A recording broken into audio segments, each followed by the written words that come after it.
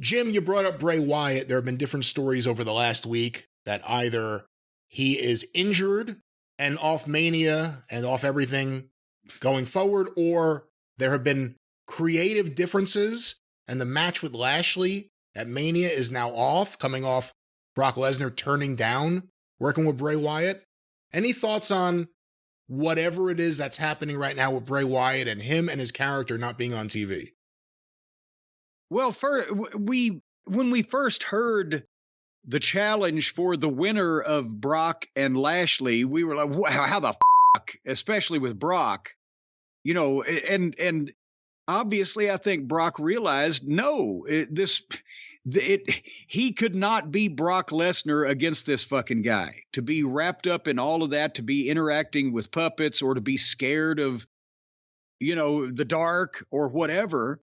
There's no way you can make that work without hurting Brock Lesnar. He's not going to let that happen. So they've obviously, I don't know why how it got to the point where they aired that challenge, because usually Brock's stuff is pretty well laid out in advance, one would think, or, you know, or how it got to that point, or he said no and they didn't believe him. And then he said, no, not no, but no. So he kicked Lashley in the balls, but it wasn't going to work with Brock. With Lashley, I mean, we've seen that, you know, geez, it wasn't doing him any good. So now I don't want to knock the guy for creative differences or whatever. If he really is injured, is the story of his injury a cover to cover up for a bunch of people not wanting to work with him? Or creative differences? I don't understand how that he could have creative differences with anybody on the creative team when somebody explained to me the creative they've been doing so far. How do you know it's different?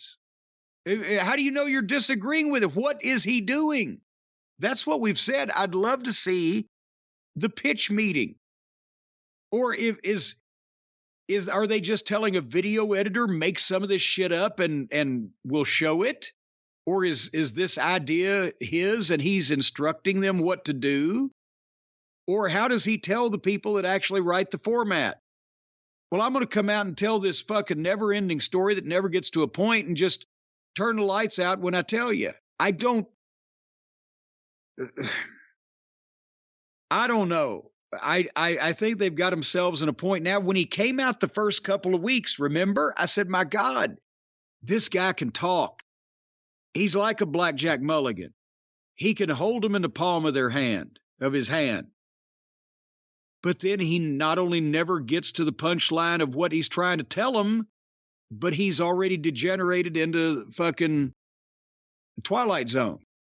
So maybe they're just putting pause on him until they can figure out how to fucking channel this thing into something that makes sense. I don't know. What do you do if you have someone and no one wants to work with them?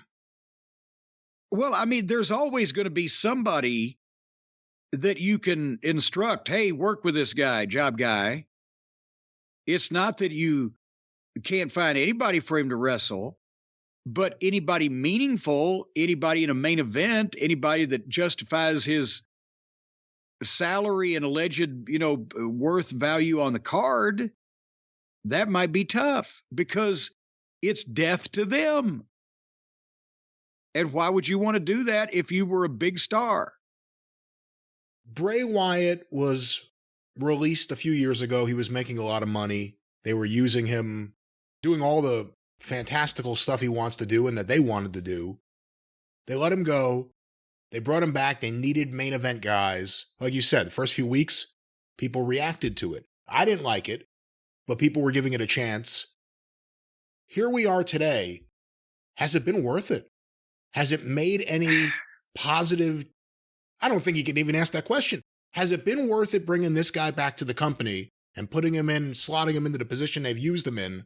Has any of that to this point been worth it? I don't see how. For that money that we're assuming that he's getting. Yeah, because I don't know what he's done. Besides be there. He's there. And all the puppets are there. Archie's there. Betty's there, Veronica too. Oh, come on. But what has he done? And who's Captain Howdy? And what has he done, or what is he going to do, or what do they ever do?